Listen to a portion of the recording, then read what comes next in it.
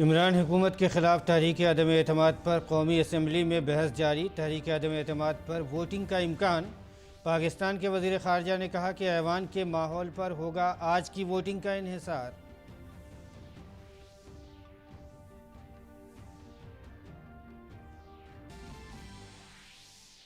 सदर जमहूरिया रामनाथ कोविंद ने नर्मदा ज़िले में गुजरात हाई कोर्ट के ज़रिए मुनक़िदा सालिसी और इंफॉर्मेशन टेक्नोलॉजी कौमी कॉन्फ्रेंस का किया इफ्तिताह।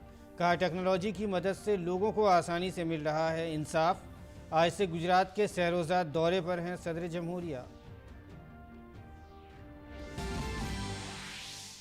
दहशतगर्दी के खिलाफ मोदी हुकूमत की ज़ीरो टॉलरेंस पॉलिसी के तहत वजारत दाखिला ने दहशतगर्द हाफिज़ सईद के बेटे हाफिज़ तलहा सईद को UAPA एक्ट के तहत करार दिया दहशतगर्द। मुसलसल भारत मुखालिफ सरगर्मियों में मुलव्विस रहा है तलहा।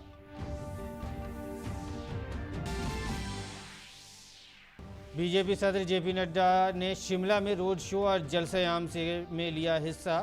हिमाचल प्रदेश के 4 रोज़ा दौरे पर हैं नड्डा।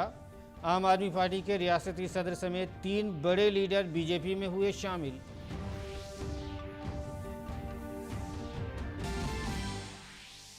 और जम्मू कश्मीर के अनंतनाग में सिक्योरिटी फोर्सेस के हाथों लश्कर तैयबा का दहशतगर्द हलाक। दहशतगर्दों के खिलाफ कुलगाम में भी कल रात से सर्च ऑपरेशन था जारी। इस साल दहशतगर्दों के खिलाफ ऑपरेशन में अब तक 45 दहशतगर्द हो चुके हैं हलाक।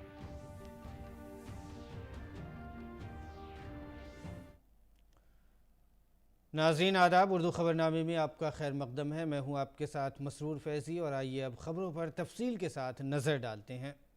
सबसे पहले बात करते हैं पाकिस्तान की कौमी असम्बली में आज रात 8:30 बजे वोटिंग का इम्कान है। क़यास लगाए जा रहे हैं कि तादाद न होने की वजह से आज पाकिस्तान की इमरान हुकूमत गिर सकती है। इस दौरान गैर मुल्की साजिशों के मसले पर अपोजिशन के हंगामे की वजह से 1.5 घंटे के इल्तवा के बाद कौमी असम्बली की कार्रवाई एक बार फिर शुरू हुई। इससे कबल कौमी असम्बली के स्पीकर असद कैसर के ये कहने पर कि गैर मुल्की साजिश पर भी अदम एतमाद की तहरीक पर बहस के दौरान बात हो, अपोजिशन ने ज़बरदस्त हंगामा किया। इमरान खान की जानिब से वज़ीर ख़ारजा शाह महमूद कुरैशी ऐवान से खिताब कर रहे थे। इस दौरान स्पीकर ने ऐवान को हंगामे के बाद मुलतवी कर दिया था। इस दौरान पाकिस्तान की अपोजिशन जमात PML की लीडर, नून की लीडर और साबिक़ वज़ीर आज़म नवाज शरीफ की बेटी मरियम नवाज़ ने इमरान खान को आड़े हाथों लेते हुए कहा है कि एक शख्स जो अपने होशो हवास में नहीं है उसे कहर बर्पा करने और पूरे मुल्क को गिराने की इजाज़त नहीं दी जा सकती है। ये मजाक नहीं है। इमरान कोई वज़ीर आज़म या साबिक़ वज़ीर आज़म नहीं है। इस वक्त उनको एक जहनी मरीज़ के तौर पर लिया जाना चाहिए जो सिर्फ़ अपनी कुर्सी बचाने के लिए पूरे मुल्क को यरगमाल बनाए हुए है।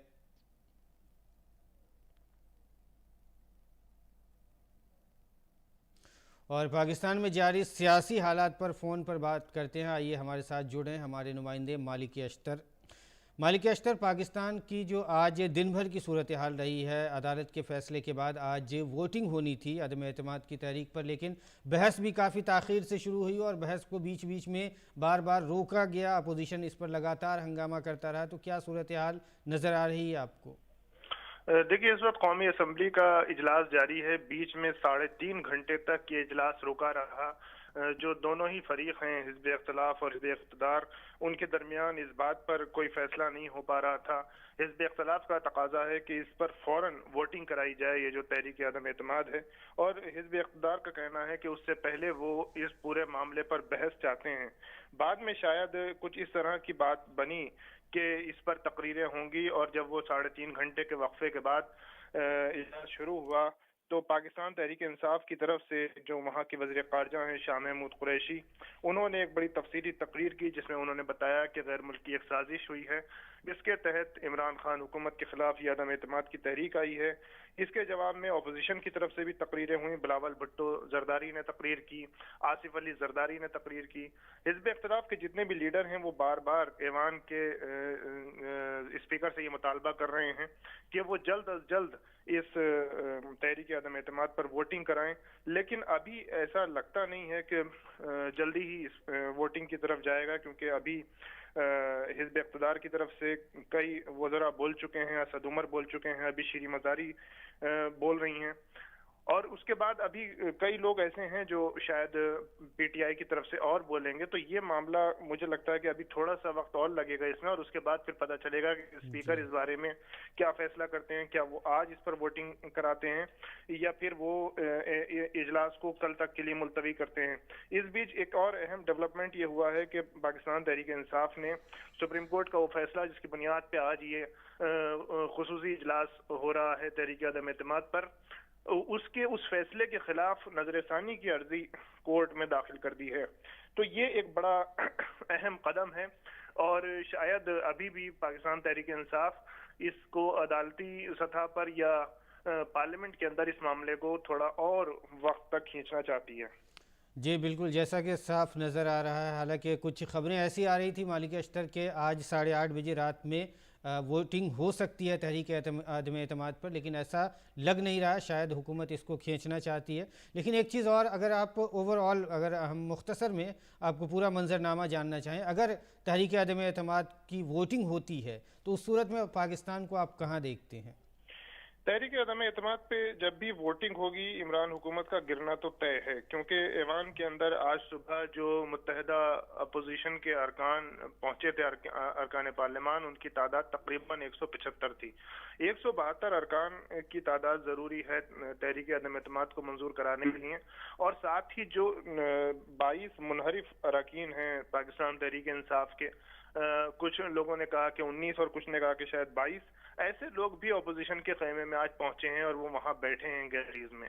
तो जिस वक्त भी वोटिंग होगी तो हिज़्ब इख्तिलाफ की तरफ से जो इस तहरीक अदम एतमाद की हिमायत में वोट डाले जाएंगे, उनकी तादाद 175 से और 199 तक उसकी हिमायत में वोट हो सकते हैं। ये बहुत बड़ी तादाद है।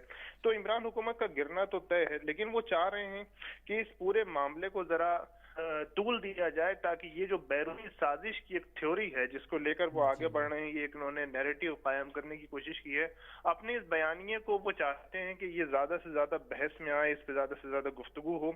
इसीलिए उन्होंने आज शोर शराबा करके और हंगामा करके बहरहाल ये बात मनवा ही ली कि इस पे सीधे तहरीक अदम एतमाद पे वोटिंग नहीं होगी, बल्कि इस मामले को लेकर और बैरूनी साजिश वाले जो इसके पहलू हैं उस पर तकरीरें भी होंगी। तो वो तकरीरें हुई हैं। असद उमर ने बड़ी लंबी तकरीर की, शाह महमूद कुरैशी ने तकरीर की, शीरी मजारी ने तकरीर की। शीरी मजारी अपनी तकरीर में यहाँ तक चली गई कि उन्होंने अदालती फैसले को एक अदालती तख्ता पलट तक कह दिया, जिसपे स्पीकर को कहना पड़ा कि ये मुनासिब लफ्ज नहीं है, इसको कार्रवाई से निकाला जाएगा। तो बड़े जारहाना इस वक्त रुख अपना रखा है पाकिस्तान तहरीक इंसाफ ने, और उनको पता है कि जब इस पर वोटिंग होगी उस वक्त तो उन्हें हारना है, लेकिन अभी वो अपने बयानिए को पूरी मजबूती से रखना चाहते हैं।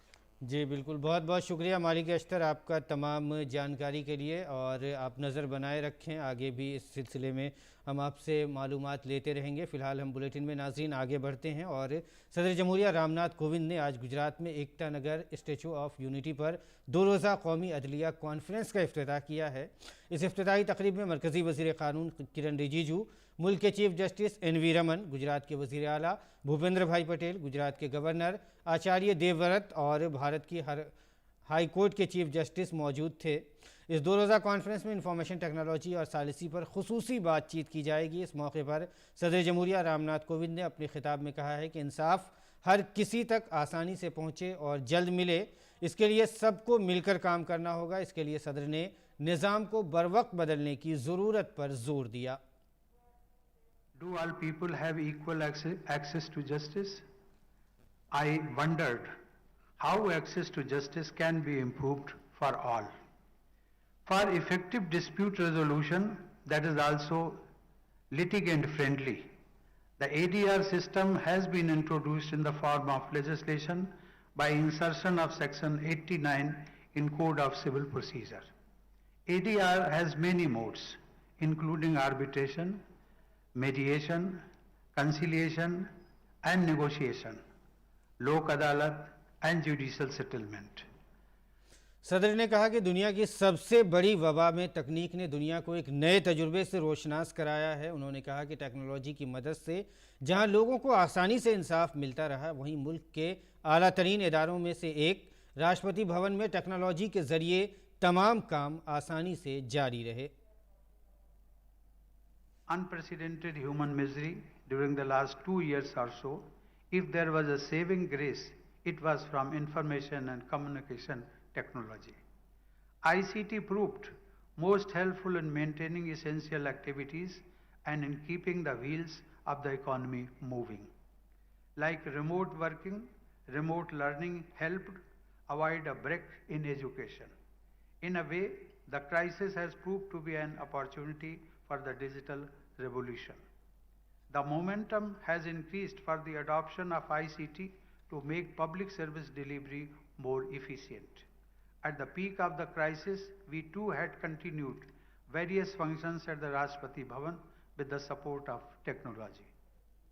मरकज़ी वज़ीर क़ानून किरण रिजिजू ने कहा है कि सही वक्त पर सबको इंसाफ मिल सके, इसके लिए हमारी हुकूमत ने पीएम मोदी की क़यादत में अहम काम किया है।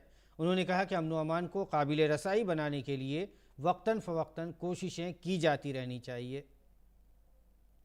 The very core of the rule of law and civilized society is the provision of equitable and timely justice, that the preamble where the soul of the Constitution lives starts and list of rights with the word justice. It shows how much importance the framers of the Constitution assigned to justice delivery system to our citizens. Our government, headed by Honorable Prime Minister Modi ji, is committed to speedy justice delivery system. मुल्क के chief justice NV. Raman ने कहा है कि हमारे मुल्क की तहजीब में सालिसी का रिवाज है। आज इस निज़ाम को अपना कर दुनिया ने झगड़े भी ख़त्म हो सकते हैं। चीफ जस्टिस ने कहा कि एक तरफ अमन व अमान की सूरत हाल में सालिसी के तईं आगाही मुहिम चलाई जानी चाहिए, वहीं हमें जल्द इंसाफ की फराहमी के अमल के लिए मिलकर काम करना होगा। It is the story of mediation undertaken by Lord Krishna to prevent the war of Kurukshetra. We all know the consequences of that failed mediation. Imagine how much destruction would have been avoided, how lives could have been saved, and how the kingdoms would have prospered if Lord Krishna had succeeded. Mediation is also increasingly gaining prominence in the international commercial sphere. Along with the increased awareness campaigns to educate the people, the role of courts assuming great importance in realizing the full potential of ADR. An active effort must be taken by courts to make negotiations and mediation mandatory as part of case management. But the success of any endeavor rests upon the stakeholders. Lawyers must pursue every possibility of pre-litigation settlement and advise clients to approach Lok Adalats for the greater benefit of the parties. नायब सदर जमहूरिया M Venkaiah Naidu ने आज दिल्ली के विज्ञान भवन में मुनक़िदा एक मुश्तरका तकरीब में 44 नामवर फ़नकारों में, जिनमें 4 फेलो 40 एवार्ड याफ्ता अफराद को 2018 के लिए संगीत नाटक अकादमी फेलोशिप और संगीत नाटक अवार्ड से नवाजा।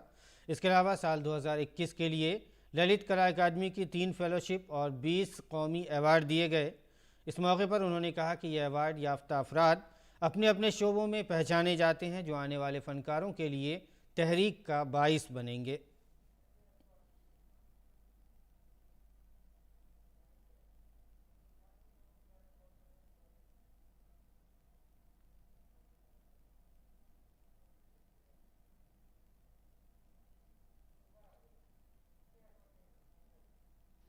समय के साथ देश में कला और संस्कृति के क्षेत्र में नया आयाम विकसित हुए हैं। इन क्षेत्रों में उपलब्धि हासिल करने वाले सार्थक कलाकारों का सम्मान करने के लिए पुरस्कारों का श्रेणियों में भी वृद्धि की गई है। My dear friends, artist devote their entire life to perfecting their craft, and therefore it is important to recognize, respect, honor their artistic endeavors. Awarding excellence helps set a benchmark for other upcoming artists and helps in promotion and restoration of those great art forms. अगली खबर पे आइए नज़र डालते हैं। माहौलियात, जंगलात और मौसमियाती तब्दीली के मरकज़ी वज़ीर भूपेंद्र यादव ने अरुणाचल प्रदेश में national tiger conservation authority NTCA की 20वीं मीटिंग की सदारत की। ये पहला मौका है कि टाइगर कंजर्वेशन अथॉरिटी की मीटिंग दिल्ली से बाहर किसी दूसरी रियासत में हुई है। मीटिंग में भूपेंद्र यादव ने मुल्क में शेरों की पनाहगाहों को फ़रोग़ देने पर जोर दिया। उन्होंने कहा कि जंगलाती रकबा और टाइगर रिज़र्व की वजह से बहुत तरक्की हो गई है। मकामी लोगों को फ़ाल शिरकत को यकीनी बनाया जाएगा। मीटिंग में टाइगर रिज़र्व की बेहतरी के लिए फ़ॉरेस्ट हुक्काम, मकामी लोगों, माहिरीन, तलबा समेत सभी हिस्सेदारों के साथ बातचीत की गई। इस मीटिंग में मरकज़ी वज़ीर अश्विनी चौबे और अरुणाचल प्रदेश के वज़ीर आला पीमा खांडू भी मौजूद थे। इस मौके पर देहातियों ने 2000 से ज़ायद एयर गन्स के साथ हथियार डाल दिए। शुमाल मशरक़ी रियासतों में एयरगनों का बड़े पैमाने पर इस्तेमाल एक मसला है। मकामी शहरियों में बेदारी फैलाकर ही लोगों को एयर गन्स की सुपुर्दगी की तरगीब दी जा सकती है। यहाँ के जो टाइगर रिजर्व्स हैं वो टाइगर रिजर्व्स बहुत अच्छे तरीके से चलें, उसके लिए जन भागीदारी बहुत जरूरी है। और मैं ये कहना चाहूँगा कि मैन एनिमल कॉन्फ्लिक्ट तो रहते हैं, लेकिन जो मनुष्य के मन में जो कंपैशन का भाव हो सकता है, उसमें भी सबसे पहली पहल अरुणाचल में करी है कि एयर गन का इतनी बड़ी संख्या में सरेंडर करा है। हम अपने फॉरेस्ट को लोगों से अलग करके नहीं बचा सकते, लोगों के साथ मिलकर के ही बचा सकते हैं। इसलिए लोगों की लाइफ स्टाइल और लाइवलीहुड भी उतना ही महत्वपूर्ण है जितना हमारे फॉरेस्ट को भी हमें बढ़ाना महत्वपूर्ण है। दोनों का एक बैलेंसिंग अप्रोच लेकर के हम लोगों को चलना होगा। मरकज़ी वज़ीर अश्विनी चौबे ने कहा कि अरुणाचल प्रदेश में टाइगर रिजर्व पर तवज्जो देने की ज़रूरत है। उत्तर पूर्वी क्षेत्र हमारे लिए एक कह सकते हैं कि श्रेष्ठ है। उत्तर पूर्वी क्षेत्र में ही उच्च प्राथमिकता और इसकी जो स्थानिकता है और विविध प्रजातियां जो है, उसके लिए हमें टाइगर रिजर्व जैसे दंपा, नामदफा, आपका पाके आदि के प्रबंधकीय व्यवहार पर अधिक ध्यान देने की आवश्यकता। जैव विविधता के संरक्षण की दिशा में हमारे संयुक्त प्रयासों को बढ़ाने के लिए सामुदायिक समावेशी रणनीतियों जैसे बेहतर प्रबंधन प्रथाओं को अपनाया जाना चाहिए। अरुणाचल प्रदेश के वज़ीर आला पीमा खांडू ने कहा कि रियासती हुकूमत हयातियाती तनव्वुर के तहफ़्फ़ुज़ के लिए रियासत में लोगों के साथ मिलकर काम कर रही है। हमारे यहाँ पे जो फॉरेस्ट का जो डाइवर्सिटी है, ये शुड बी आवर स्ट्रेंथ। हम लोग नेचर के साथ में बैठ के अपना फॉरेस्ट को और यहाँ के बायोडाइवर्सिटी को प्रोटेक्शन करते हुए सस्टेनेबल लिविंग लोगों को कैसे हम लोग बेनिफिट पहुँचाया जाए, इसका हम लोग भरपूर कोशिश कर रहे हैं। यहाँ पे जो रिजर्व है, जैसे दो नेशनल पार्क है हमारे पास और 13 वाइल्ड लाइफ सेंचुरीज और इसके अलावा फिर 3 टाइगर रिजर्व अरुणाचल में है। तो इन सबको लेते हुए अब लोगों को भी इसका बेनिफिट किस प्रकार से पहुंचाना है, ये फॉरेस्ट डिपार्टमेंट के साथ में मिलकर हम लोग काम कर रहे हैं। Indian council for cultural relations के स्कॉलरशिप के ज़रिए इस वक्त तकरीबन 6000 तलबा भारत में तालीम हासिल कर रहे हैं। इन तलबा की सबसे बड़ी तादाद अफ़गानिस्तान, बांग्लादेश, बोत्सवाना, इथियोपिया, नेपाल और श्रीलंका से है। वज़ीर आज़म की तजवीज़ पर Indian council for cultural relations ने साबिक़ तलबा के लिए लोगो और ऑनलाइन पोर्टल शुरू किया है। इस पोर्टल का इफ्तिताह उमूर ख़ारजा और सकाफ़त की वज़ीर ममलिकत मीनाक्षी लेखी ने किया। ये पोर्टल भारत में तालीम हासिल करने वाले गैर मुल्की तलबा के साथ दोबारा राब्ता कायम करने में मदद करेगा और साबिक़ गैर मुल्की तलबा को पोर्टल के ज़रिए मुख्तलिफ़ सरगर्मियों से जोड़ने में भी मदद करेगा। ये पोर्टल मालूमात को बराह रास्त गैर मुल्की तलबा में फैला देगा। पोर्टल के ज़रिए ज़रूरत पड़ने पर गैर मुल्की तलबा को मकामी रिसोर्स मैनेजर या मकामी राब्ता अफसर के तौर पर भी शामिल किया जा सकता है। ये पोर्टल गैर मुल्की तलबा को दिए जाने वाले स्कॉलरशिप की रसाई को बढ़ाने में भी मदद करेगा। पोर्टल के इब्तदाई मरहले में 16,000 साबिक़ तलबा की मुकम्मल तफसीलात दस्तयाब कराई जाएंगी। इस मौके पर उमूर ख़ारजा और सकाफ़त की वज़ीर ममलिकत मीनाक्षी लेखी ने कहा कि ये तलबा भारत और दुनिया के दरमियान पुल का काम करेंगे। उन्होंने कहा कि ये तलबा भारत के सफ़ीर हैं जिन्होंने भारत के वसुधैव कुटुम्बकम के उसूल की इशाअत की है।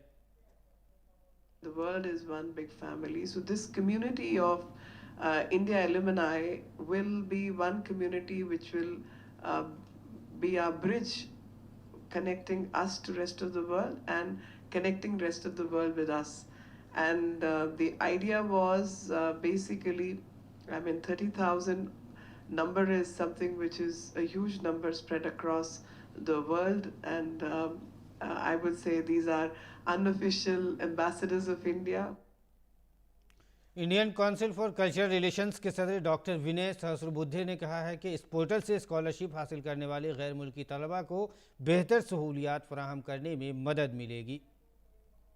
हर शहर में हम ये इंडिया एलुमनाई का चैप्टर बनाना चाहते हैं, जहां पर यहाँ पर पढ़े हुए छात्र अपने स्वदेश में जाकर कुछ गतिविधि करें, भारत के प्रति जागरूकता बनाएं, भारतीय भाषाओं का प्रशिक्षण दे, अनुवाद करें विभिन्न विषयों का, अगर फिल्में बनती है तो उनके सबटाइटल बनाए। तो उस दृष्टि से भारतीय संस्कृति के प्रति एक जागरूकता बढ़ाना, भारत का आकलन और अधिक विकसित करना, इसमें ये सारे हमारे जो बंधु और बहनें यहाँ पढ़कर गई है वो बहुत अच्छे तरीके से मददगार साबित हो। बीजेपी तर्जुमान सुधांशु त्रिवेदी ने प्रेस कॉन्फ्रेंस में कहा है कि भारत आइंदा वक्त में दुनिया भर में वाटर हार्वेस्टिंग पर तवज्जो देने की समत में गामजन है। उन्होंने कहा कि वज़ीर आज़म मोदी ने इसी के पेश नज़र जल जीवन मिशन की शुरुआत की है। भारत में विश्व की 16% जनसंख्या रहती है, परंतु हमारे पास सिर्फ 4% पीने योग्य जल के स्रोत हैं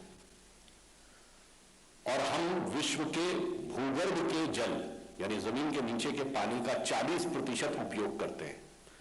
तो ये इस बात का प्रमाण है कि यदि आने वाले समय में दूरदृष्टि रखकर जल के संचयन और प्रबंधन का ध्यान न रखा जाए तो बहुत बड़ी समस्या हो सकती है। So keeping this thing in the mind, prime ministers visionary plan has given an emphasis on जल जीवन मिशन। सुधांशु त्रिवेदी ने बताया कि गुज़िश्ता हुकूमत के मुकाबले घरों में नल से पानी पहुंचाने का काम दोगुनी रफ्तार से हुआ है। और बुलेटिन में आगे बढ़ते हैं। हिमाचल प्रदेश की राजधानी शिमला में बीजेपी के कौमी सदर जेपी नड्डा ने एक जलसे आम से खिताब किया। उन्होंने कहा कि 40 साल तक मुल्क पर हुकूमत करने वाली कांग्रेस पार्टी ने उत्तर प्रदेश में 399 सीटों पर इंतखाब लड़ा और 387 सीटों पर उनकी जमानत जब्त हो गई। इंडियन नेशनल कांग्रेस के 399 सीटों पर चुनाव लड़ने पर 387 सीटों पर जमानत जब्त हुई। ये पहली बार हुआ। 389 में 377 जिसने 30 साल 40 साल राज किया हो, 70 साल से ज्यादा देश में राज किया हो, आज उत्तर प्रदेश की धरती पर 399 में 387 सीट पर जमानत जब्त हो गई। आजकल एक नई पार्टी भी आई है जो अपना आपा खो बैठती है। उनकी हालत क्या हुई? 377 सीटों में 377 सीटों में जमानत जब्त हुई है। यह उनकी परिस्थिति आकर के खड़ी है। जेपी नड्डा ने कहा कि बीजेपी के 5 साला दौरे हुकूमत में हिमाचल प्रदेश ज़रई मसनूआत के मरकज के तौर पर उभर रहा है।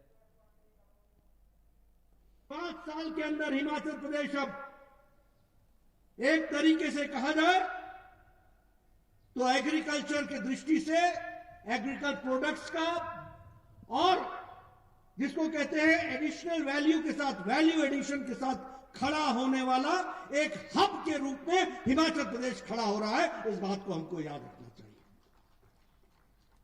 हिमाचल में आम आदमी पार्टी के कन्वीनर अरविंद केजरीवाल के रोड शो के 2 दिन बाद हिमाचल प्रदेश में आम आदमी पार्टी के सीनियर लीडरों ने केजरीवाल का साथ छोड़कर बीजेपी में शमूलियत इख्तियार कर ली है। एक तरह से आम आदमी पार्टी का हिमाचल प्रदेश में इंतखाबात से पहले ही सफाया हो गया है।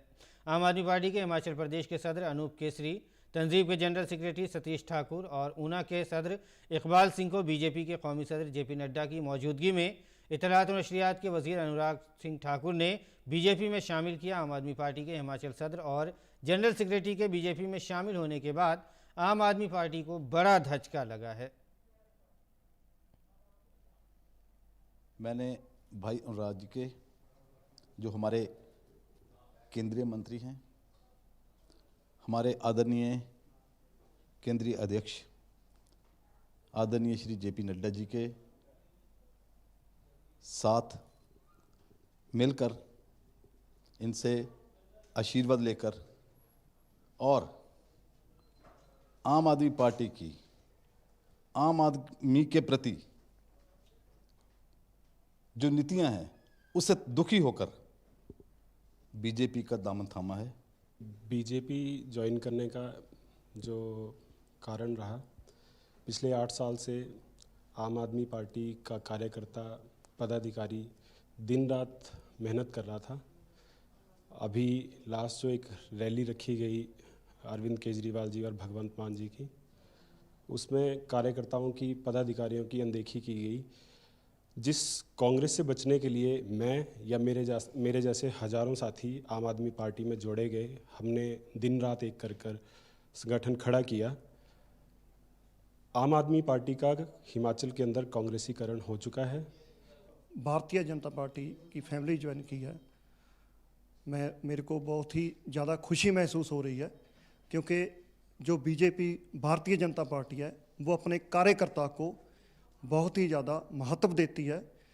क्योंकि आज अगर बीजेपी पूरे हिंदुस्तान में राज्य कर रही है तो उसका सबसे बड़ा कारण उनका अपने कार्यकर्ताओं को महत्व देना है।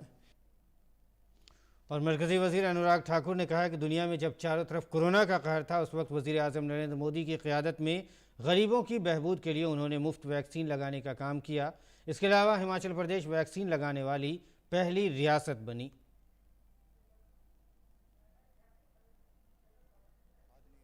केसरी जी जो आम आदमी पार्टी के हिमाचल प्रदेश के अध्यक्ष हैं, माननीय सतीश ठाकुर जी जो आम आदमी पार्टी के हिमाचल प्रदेश के संगठन महामंत्री हैं, माननीय इकबाल सिंह जी जो हिमाचल प्रदेश में ऊना विधानसभा के वहाँ के अध्यक्ष हैं, इन सभी ने सैकड़ों कार्यकर्ताओं के साथ भारतीय जनता पार्टी में शामिल हुए हैं। एक तरफ देखिए अरविंद केजरीवाल जी जो अपने आप को आम आदमी पार्टी की बात करते हैं, लेकिन अपने कार्यकर्ता की ही अनदेखी करते हैं। जिन लोगों ने 8 वर्षों से जमीन पर अपना पसीना बहाया, वहां पर पार्टी को खड़ा किया, लेकिन उनको अपने रथ पर भी खड़ा करने का 1 मिनट का समय नहीं दिया। जिन लोगों ने पसीना बहाया पार्टी को बनाने के लिए, उनको चलता किया, बनता किया, दिखे कौन रथ पर? दिल्ली के मुख्यमंत्री, पंजाब के मुख्यमंत्री। और हिमाचली अपना अपमान कभी नहीं सहन करता है, और यही शायद आम आदमी पार्टी के हिमाचल के अध्यक्ष अनूप केसरी जी और महामंत्री सतीश ठाकुर जी, इकबाल जी, सब ने मिलकर ये तय किया है कि हिमाचल के स्वाभिमान के लिए, अपने स्वाभिमान के लिए ये सब लोग भारतीय जनता पार्टी में शामिल हुए। और नाजरीन आगे बढ़ते हैं। एक बड़ी खबर है, दहशतगर्दी के खिलाफ मोदी हुकूमत की ज़ीरो टॉलरेंस पॉलिसी के तहत भारत ने पाकिस्तानी दहशतगर्द हाफिज़ सईद के बेटे हाफिज़ तलहा सईद को UAPA एक्ट के तहत दहशतगर्द करार दे दिया है। मरकज़ी वज़ारत दाखिला की जानिब से जारी करदा नोटिफिकेशन के मुताबिक हाफिज़ तलहा सईद दहशतगर्दों को भर्ती करने और दहशतगर्दी की कार्रवाइयों के लिए फ़ंड्स इकट्ठा करने के साथ साथ भारत और अफ़गानिस्तान में हिंदुस्तानी मफादात पर हमला की मनसूबाबंदी और उनको अंजाम देने में सरगर्म रहा है। हाफिज़ तलहा सईद समेत 32 लोग अब UAPA के तहत ऐलान करदा दहशतगर्दों की फहरिस्त में शामिल हो गए हैं। इससे कबल इसमें लश्कर तैयबा के सरबराह हाफिज़ सईद समेत 31 अफराद शामिल थे। लश्कर तैयबा को पहले ही UAPA के तहत दहशतगर्द तंजीम करार दिया जा चुका है। और जम्मू कश्मीर के अनंतनाग में सिक्योरिटी फोर्सेज ने लश्कर तैयबा के एक मकामी दहशतगर्द को गोली मारकर हलाक कर दिया। जम्मू कश्मीर रेंज के inspector general of police Vijay Kumar ने कहा है कि सिक्योरिटी फोर्सेज ने कल रात कुलगाम और अनंतनाग में दहशतगर्दों के खिलाफ ऑपरेशन शुरू किया था। ऑपरेशन जारी है। और तो नाजरीन इस वक्त की ख़बरनामे में फ़िलहाल इतना ही, और इजाज़त दीजिए हमें और पूरी टीम को। फ़िलहाल आदाब।